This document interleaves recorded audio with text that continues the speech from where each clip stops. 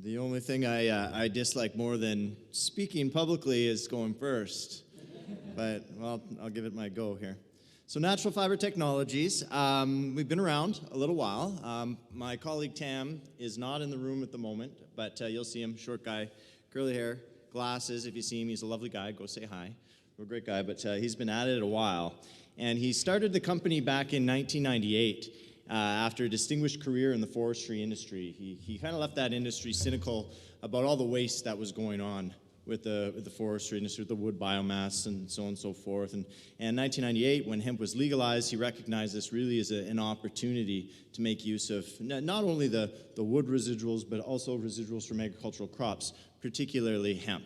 In 2006, by 2006, they'd already developed several kind of one-off products on the bench. So, fiber reinforced cements and composite panels, which he brought that knowledge from the forestry industry, so on and so forth. There's some on a table just around the corner there. Feel free to have a look. By 2006, it was kind of like, hey, we've got all this knowledge. Maybe we've got to make an attempt to try to commercialize some of this stuff. So in 2006, they started acquiring pilot-scale manufacturing equipment to manufacture limited commercial quantities of some of these products that they've done. And they did get some success and some traction. In between 2006 and 2013, right around 2011, was actually when Initech and the Alberta government, or Alberta Innovates, I think at the time, made that investment in the hemp decorticator. So by then, the government had already recognized that there's a gap in the value chain. There isn't going to be an industry, and there's not going to be small businesses developing these new products if we don't have that primary processing infrastructure. So the Alberta government was very supportive, and right around that time is when my partner Tam and his partner at the time co-founded Biocomposites Group. 2016 came around, and Tam decided, hey, I've still got all this knowledge, all this know-how, let's give it another go. And he decided to spin off Natural Fiber Technologies based on his 24 years of intellectual property. By 2018, we had a prototype for a mobile decorticator, or easily deployable. It's not on wheels, but it's easy to move around. Decorticator. 2019, we deployed our first commercial version of it. And it was just prior to that in 2018 when I joined the team. So I've been with Tam for about 4 years now, trying to, I recognize this guy. He's just a veteran of the industry, so much to learn from the guy. So as a new guy coming in, I say, hey, this is the boat I want to get in and row. Jumped in with him 4 years ago. 2021, we had a great year, about 500 grand in revenue. And in 2022, a little bit of an expansion. So most people in this room I think I've met. I apologize. I apologize to the rest because my presentation is kind of more of an update than more of an in-depth of what we do.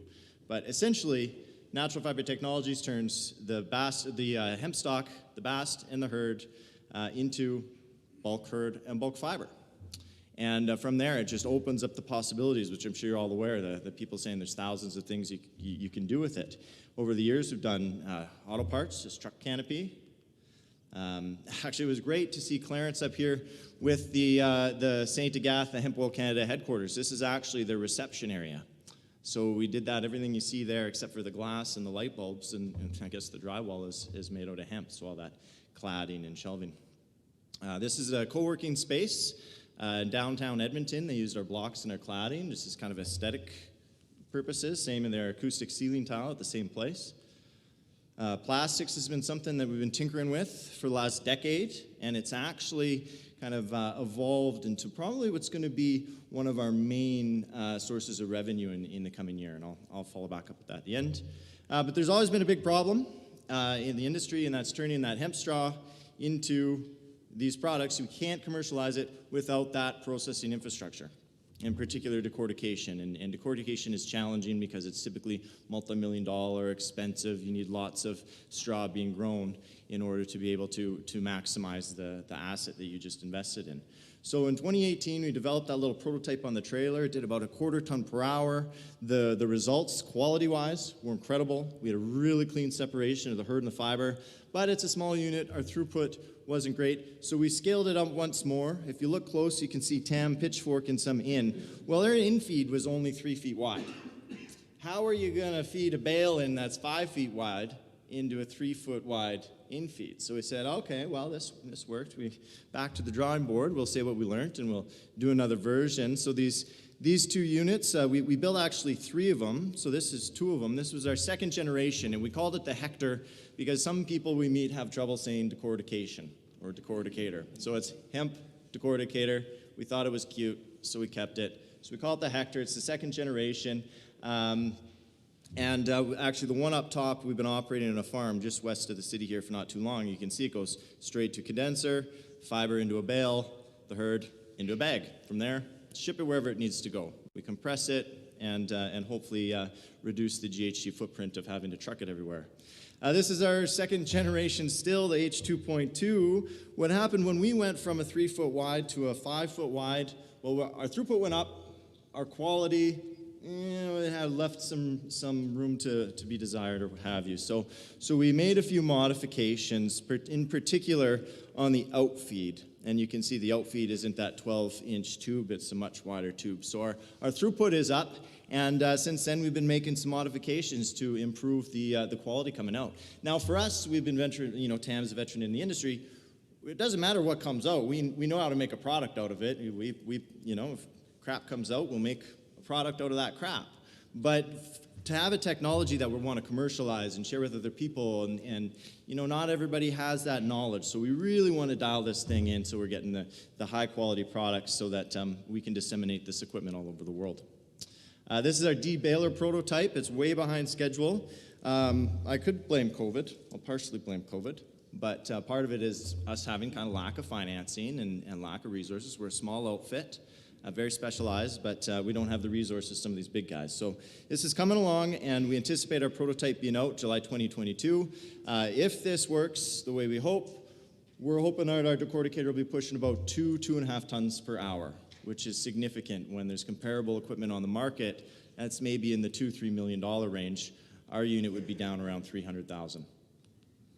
In February 21st, or 2021, I should say, February 2021, we landed a grant with Manitoba Agriculture to do a little R&D project with our decorticator. So it was a $700,000 project. I'm showing you a picture of a 350,000 square foot airplane hangar that we acquired. It's dilapidated. It was in our price range. It needs some roof work, but it had all the power needs we need. It has ample storage space, and if you notice those power poles in the front there, it has a commercial truck scale.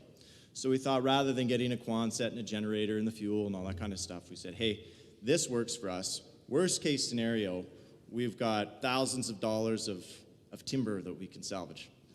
So we're resourceful. May, June this year, next month, we'll be moving into our new facility in Edmonton. It's a 5-acre campus. We're really excited about it. Again, it was in our budget. It's a fixer-upper, but it has an active rail siding agreement with CN Rail, and those are pretty tough to come by. It has, again, at the back, you can't see it, but there's a commercial weigh scale for trucks. So, and it's on a 5-acre property, 21,000 square foot building, almost 20 offices. So it's a place that we want to polish up to attract other new small businesses into the industry. Share Tam's knowledge before he retires. See if we can help do our little part to help catalyze this industry based on all this knowledge Tam's built over the years. So we're really excited about that move. We were thinking about maybe doing tours this year, but we might save that till next year after we're all moved in and so forth. But I can't express enough how excited I am about that. Proposed upgrades, we've already been talking to a few groups giving us quotes on the solar. You'll see now why I'm up here and not at a computer doing graphic design. This is why. But I think that everybody talks about the environmental, social benefits of hemp, but it doesn't have to stop at just growing it.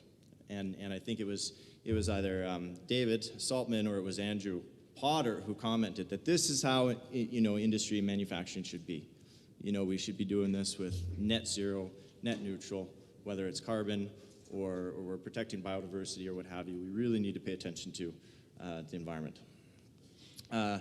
Yeah, we had a great year last year, as I was saying, and I just wanted to make a comment on this graph. I mean, it's only, it's not huge numbers, it's $500,000 graph, but that green line right there represents when we got investment. And right after that, you see our revenue shot right up. And it's kind of analogous to this industry. We invest in this industry, it's going to create revenue, it's going to create jobs, it's going to create economic activity, and this is just like a real micro example of it. And that blue line is our trend, and we anticipate our 2023 revenue being right around the $2.5 million mark. So again, it's tiny, but we're growing small and moving towards the end game.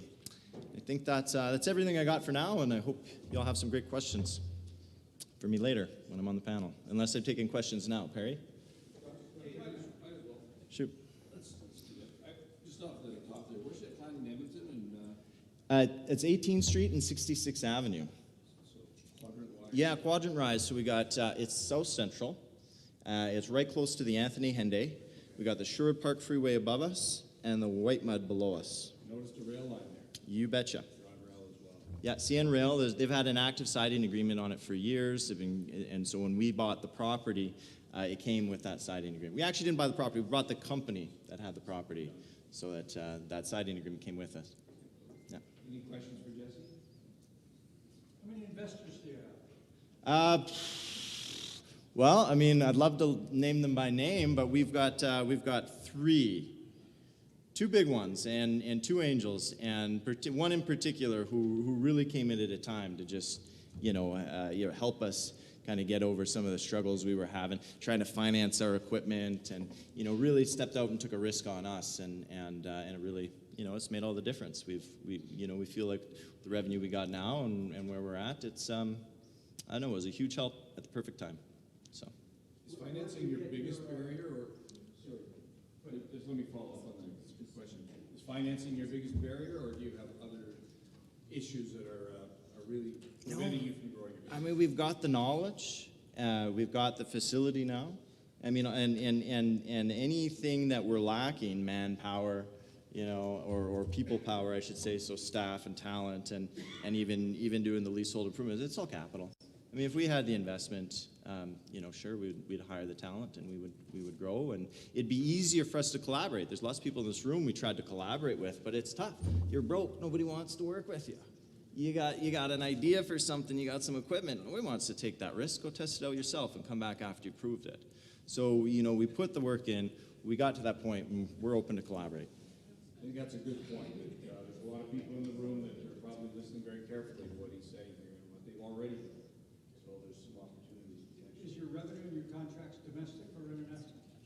International. We actually got a lot of traction overseas. We were shipping some of the herd fraction to a plastics company that was working in South America and in the U.S. Right now that'll be kind of our model, is we'll sell the bulk commodity, fractionate it to their specification, but eventually we'll work our way up the value chain and sell our own pellet. So on that last slide I had there, so we'll be delivering to a multinational plastics company by the Q1 2023. Ideally that'll be our high performance biofiber pellet. So. Oh, I forgot to mention, we've also got lots of research going on at three prominent universities in Canada. So, thanks.